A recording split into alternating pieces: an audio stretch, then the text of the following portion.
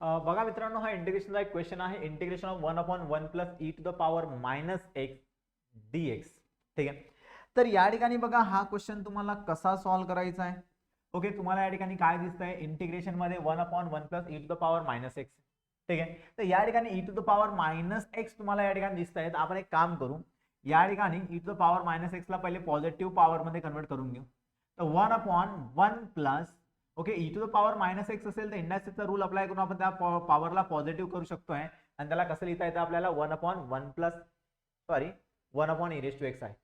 त्याच्यानंतर तुम्ही काय करणार, नेक्स्ट स्टेप मध्ये या ठिकाणी डिनॉमिनेटरला क्रॉस मल्टिप्लाय करा. वरचा 1 ॲज इट इज आहे, त्याचा डिनॉमिनेटर 1 आहे की नाही. तर 1 into e to the power x आपल्याला काय मिळाला, e to the power x मिळाला. देन 1 इंटू 1 काय मिळाला आपल्याला 1, आणि अपॉनला 1 इंटू e⁻x आपल्याला काय मिळाला, e⁻x मिळाला.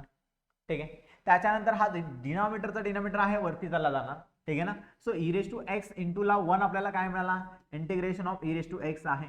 ओके, e⁻x इंटू 1 आपल्याला काय मिळाला, e⁻x मिळाला. आणि डिनॉमिनेटरला काय मिळालं आपल्याला, e⁻x प्लस 1 इंटू ला dx.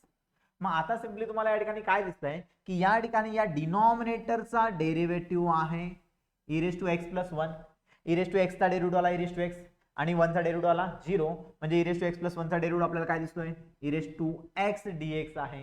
म्हणजेच या ठिकाणी याचं जे आन्सर येणार आहे, integration of f'(x upon fx is equal to काय आला, लॉग fx आला. म्हणजे लॉग ऑफ e⁻x प्लस 1, आणि हा प्लस सी त्या ठिकाणी आपल्याला मिळाला.